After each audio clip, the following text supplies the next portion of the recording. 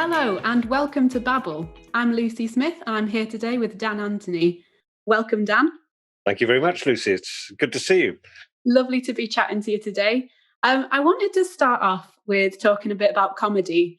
I've been really enjoying getting stuck into your radio plays, especially the Fishford Observer, just had me laughing. And I think that wit and that celebration of the weird and wonderful sort of translates into your children's books as well. Yeah. I was wondering if the finding the funny in everyday life is sort of your inspiration, and whether you think everyone should be doing this more. Is that where you look? I think that's a great question, Lucy, particularly these days. In fact, I think we were just talking as we were setting up this interview how strange everything is. And I think that one of the things that I've always seemed to be inspired by is oddness, stuff, incongruities, things that appear normal, that when you start to examine them, start to make you kind of question things. And we, of course, now are confronted by this sort of every day in our strange little lockdown worlds. For me, I think looking back to the Fishford Observer, which I really did enjoy doing, and I had a very unusual opportunity there to both write and direct. I think there were 12 episodes, a really big, long chunk of radio. And I think that what I was inspired by, really, and seemed to be usually inspired by, is this interest in oddness, the interest in the quirky aspects of the world that we lived in, and this kind of tendency to see things as funny. And I think as well that when I'm writing, the Fishford Observer was written for an adult audience, but I think that I've always, often when people don't like my stuff, they say it's too silly or even juvenile, which is interesting because I like writing for children as well. And maybe it is. I don't see much problem with the juvenile in that, we should all bring out the kid in us, especially in lockdown. What else have you got to do? Yeah. Absolutely. And I think that, to be honest, I've been interested in writing ever since I was 6 or 7 years old, and so I think that for me, this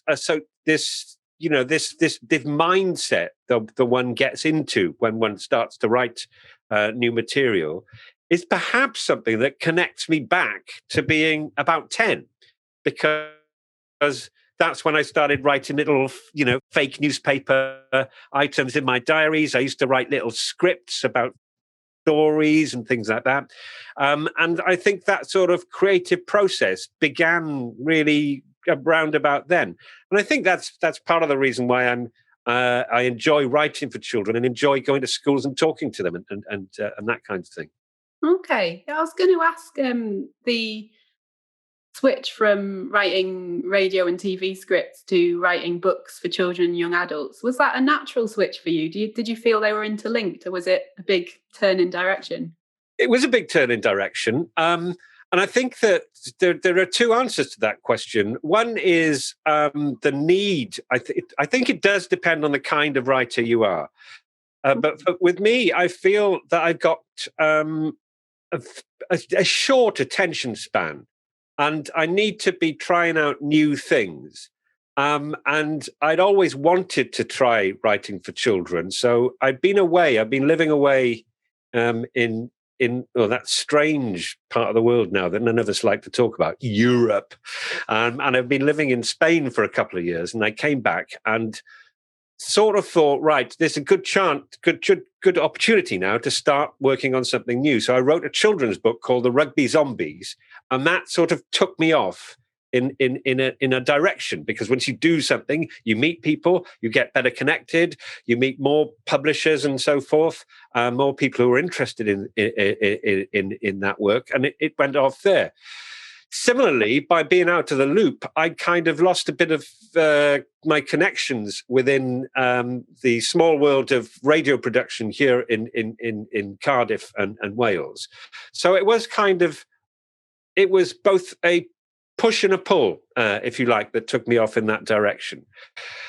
But there's a slightly longer answer as well, and that is the reason why I thought I could actually pull it off and write a children's book was because I'd been lucky enough to work for the Tracy Beaker show on BBC, CBBC.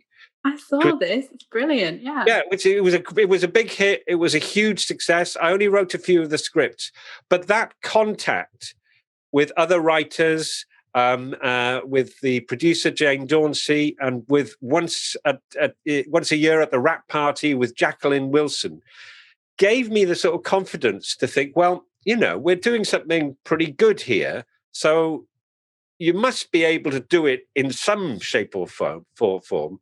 Why don't you have a go when you get back to Cardiff? Me and a friend of mine, another co-writer, Othniel Smith, used to go back on the train, drink a few cans of lager on the way, as all Welsh people do. And then I woke up in the morning and thought, okay, yeah, I will give that a serious go. So there were a number of influences, number of factors coming into that. And the last one, sorry to go on, but there is something else that occurred as well as I was speaking. That's what's going on in your personal life. So my daughters are now about the same age as you, Lucy, I would imagine, but they were still just about of the age where you could tell them stories, and that side of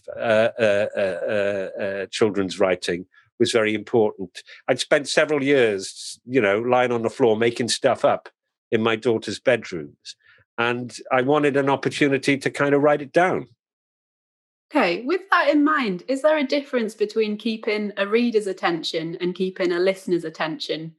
Or are they the same thing? Wow, that's a really good question. Right. I think with children's writing and children's TV and basically children's storytelling, there are some fairly important things to bear in mind. That the bottom line is it has to be interesting. It's got to be interesting, and it has to have a kind of pace. Wherever that pace comes from, it could come from, in the case of Jacqueline Wilson, through an emotional engagement and the development of that emotional story, or it could come from maybe in the Rugby Zombies and stories that have followed that, a kind of crash bang wallop, what's going to happen next kind of feeling. But it has to have this energy. With radio, I think that things are slightly different. I'm not sure that quest for sort of pace is necessarily the trick. Radio's really intimate, and I used to always think that you're whispering, or the person who's listening to this is hearing it in their ear as they're in bed, almost like, and this is going to sound a bit creepy, but it's not meant to be creepy, almost as if you're next to them, just whispering the story into their ear. And you can get very close and you can connect with the listener, or your story can. And I feel that aspect of radio writing isn't quite the same as what you're talking about in writing books, and specifically books for children. There's a different interface. They're very closely related, but they're slightly different, I think. So a radio listener might have a bit more focus because they're sat down and they're ready, whereas... Yeah, and I also think that a radio... I think on radio, it's about charm. You're charming a listener to start to spark up images in their mind through the use of sound effects and dialogue and, story and character development and so forth.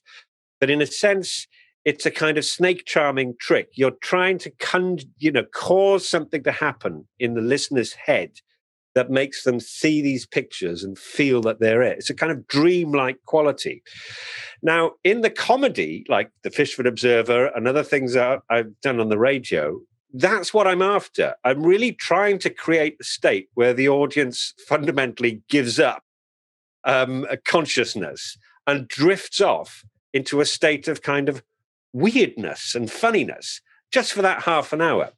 And that, objective isn't quite the same as what you're trying to do when you're trying to sort of maybe encourage children to churn a page. They read in different ways. We can say, right, 5 minutes, 10 minutes, fine, whatever. When the simple answer is it's a different medium. So you need to be able to think about the medium and how that works. Yeah, it's really interesting stuff to think about. I wanted to start asking you as well, to take a little bit of a turn. I've been getting interested in just hearing about everything you do. And you do research at Cardiff Uni into creative writing. Yep. And it's into intellectual property. And I wanted to ask, is that simply the question of who does the story belong to? Or is it a bit more complicated than that? It's a bit more complicated than that. And I've subsequently moved from I did my initial research there at Cardiff University. I've taught for a while at Cardiff Metropolitan University. I've just started working at the University of the West of England, just over the last couple of weeks. And the intellectual property side of things is, you're going to think, hang on a minute, you're just talking about charming people and being interesting and having pace. This sounds dry and fundamentally boring. And I don't think it is. And I think that I'm interested in intellectual property and its relationship with fiction because of the way that, for example, branding and format influences the way that we think creatively. Now, if you just think back to that little example that we talked about of the radio program as opposed to books, you can see that actually the medium doesn't dictate, but you need to think about what medium you're working in. And today, as we use Instagram, Facebook, we're used to a very complex set of platforms through which we can get our ideas. We brand ourselves and our work almost without thinking. This program, Babble, is branded. It has an identity, and we're sort of feeding into that. Now, I was interested and am interested in okay, what is the creative's relationship with this culture of branding? Put it like that, and perhaps it sounds a little bit less about an inquiry into who owns what and how much is it worth, which is another aspect of intellectual property or IP. But it's the creative side of it, the thing that it's trying to protect, inverted commas, that I've been looking at. Okay. Yeah, I think it would take me a while to grasp my head around all of it. But it just got me thinking, because you say that on your website, you do the research, you also do workshops with kids at schools. Yep. And seeing that you said you use your own stories as a springboard to get kids writing and things like that, that just got me thinking about sort of when you do that, do you ever think about the process of reusing, recycling stories and that sort of blurring of ownership there? Absolutely. I think that's a really, really good question. And I think that, our culture, our branding and so forth emphasizes the role of the individual. We're a very individualistic, atomized society at the moment. And we're becoming more so because we're all locked up in our various houses and we're communicating in this kind of one-to-one kind of way. We all want to, get back down the pub and start mixing things up again. And I think that I do anyway. But I think that in terms of the question that you're asking, which is about the way that we contextualize our stories, our creative processes, I think that essentially all writers really know that their stories are borrowed from other people. They're either stories that they've heard before or they've read before, and they're in a process of continually reframing and exchanging them and putting them out there and bringing them back again. And so it's a kind of dialogue always with other writers and readers. So you make something, you have a response, you make something again. And one of the reasons why I think that writers sort of carry on writing is because they feel that they never quite get it right. You get to the end of a piece of work and you go, bam, I think I cracked it. That's fantastic. That's great. Got it in, off it goes. But that feeling only lasts for about a day or so. or a few hours. And then you start to think, I'm not sure about scene, whatever. I don't know. And then you have to start again because you want to get it right. And I think that's part of the answer. But the other part of the answer is, of course, we are influenced by the people we listen to, our friends and so forth, but the stuff that we read as well. One story that always comes back, that I like going back to, is like the Iliad and the Odyssey. That story seems to have so much in it that you can, it inspires. So, it's not, writing. And even though I'm up in my loft working on my own, it's not, you're with everybody else. You're with all these. Somebody once said you're standing on the shoulders of giants. That's what you're really doing, I think. That idea of searching that you were talking about, is that searching for something original because you feel, it didn't quite work?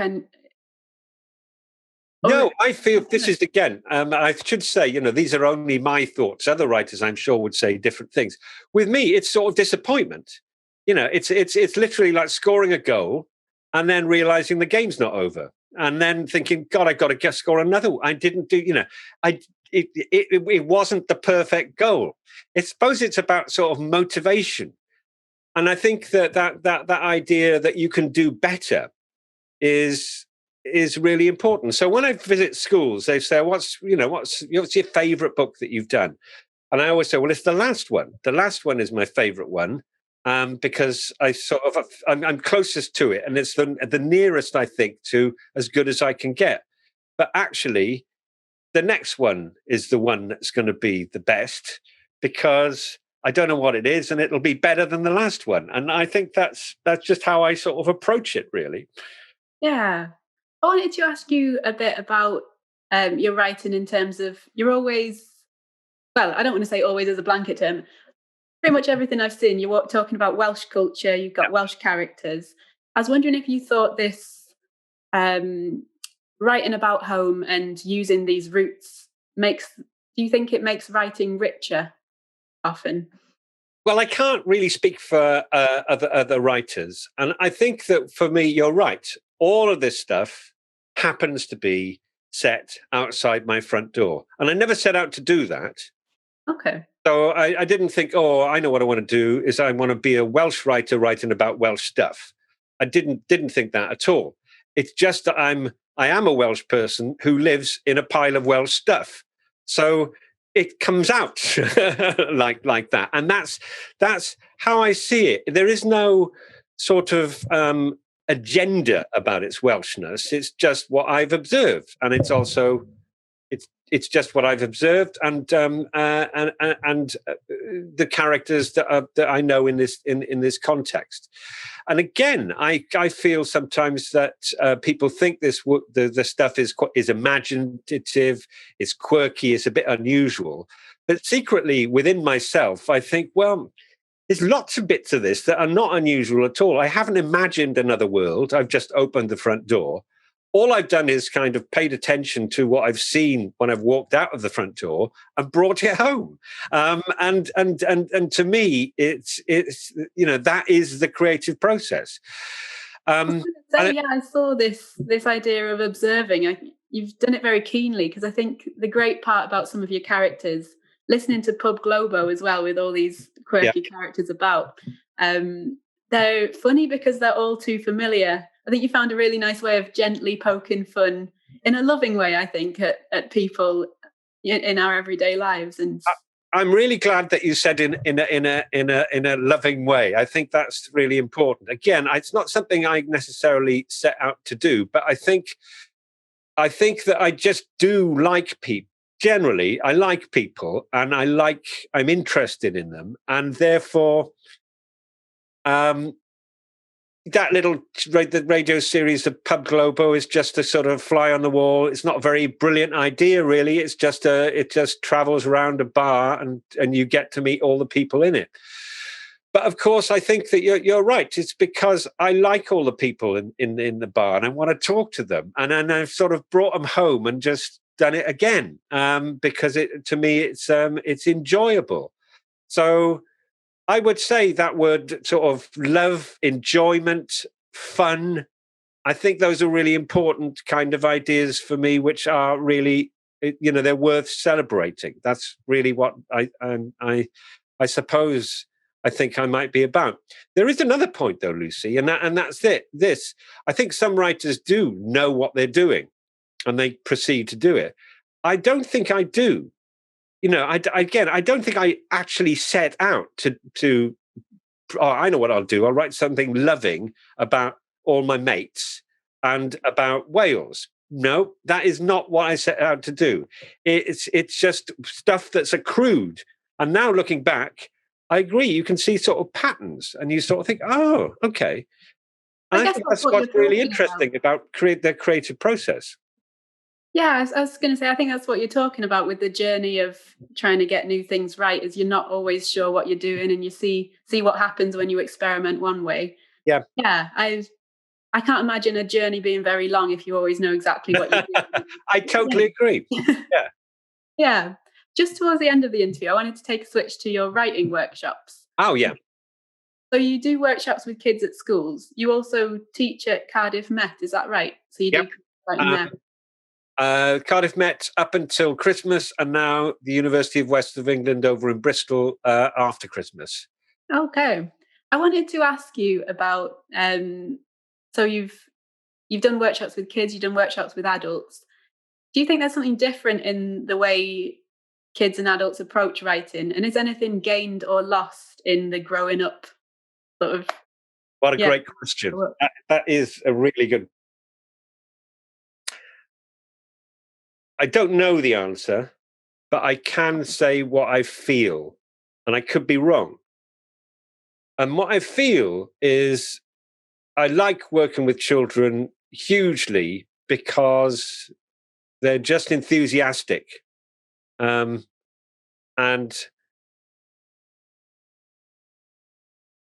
they're not necessarily really thinking too much about what outcomes and things like this, at least in my little workshops. I'm sure they are when they've got to do their assessments and so forth with their teachers. And when I say children, I mean the guys I work with most are about 10 or 11, year 5, 6, maybe year 7.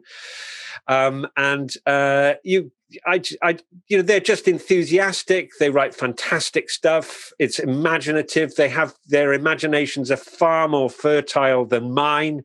They're far more fertile than any adults. And I love the way that with a bit of encouragement, they will let go. When it comes to working with adults, things are really, really different.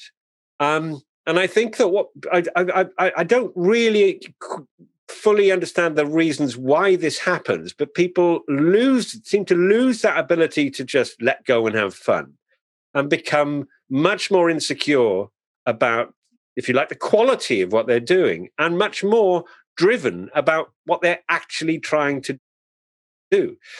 And I think that it becomes a slightly more nervous process. And this sort of nervousness is something that I do try to kind of deflate through humor. And as you know, I like writing humorous stuff. But I also think with creative writing workshops for adults, there are lots of different agendas there, and your role really is not to confront or to direct too much. It's more to listen, to read, and to explore. So it's a more cerebral process.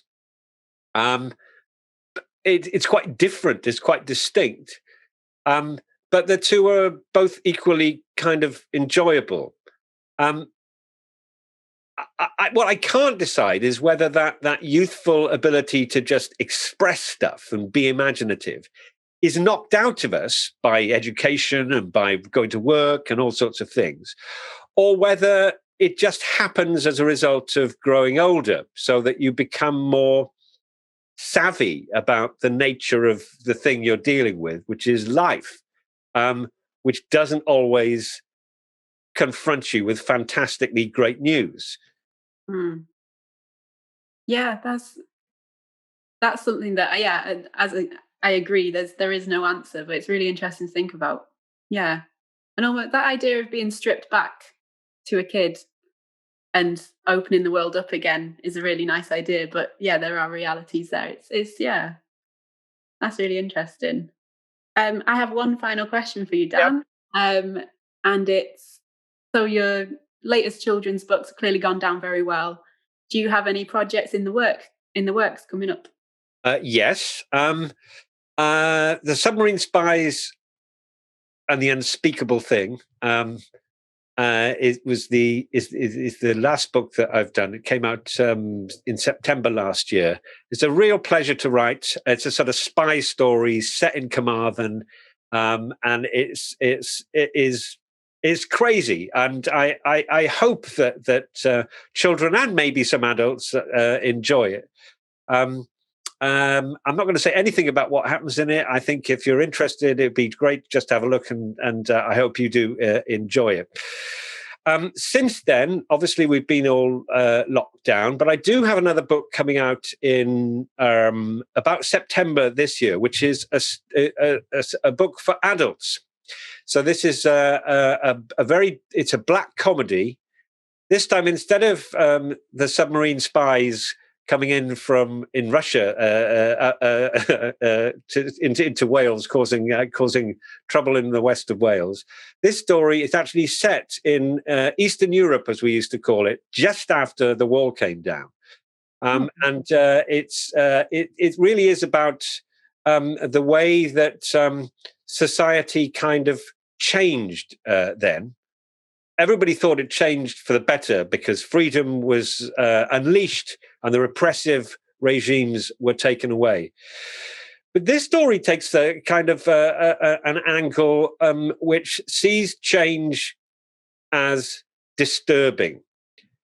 It doesn't try, it's in no way trying to suggest that the repressive, totalitarian, communistic regimes beforehand were good. What it focuses on is change, and how disturbing that is, and how the normal routes are suddenly all transformed, and what it's like to live in that situation. And there's a murder in the town, and the murder, nobody can find the murderer, and the story starts to unpick a kind of psychosis that is spread all over the city. It's a comedy. And that is a story called The Pumpkin Season. And it's going to be published by Wrecking Ball Press in September this year. Now, at the moment, in terms of what I'm writing at the moment, writing it needs a bit of time. You need a bit of space for these ideas to come up. And like all of us, I'm bashing away on Zoom like crazy.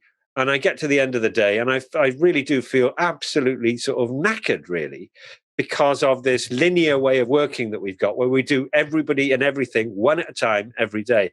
And I don't find it particularly helpful for sort of coming up with new ideas and things like that. So I'm looking forward to maybe in the summer having a little break and then discovering the next new thing. But at least, things are going on.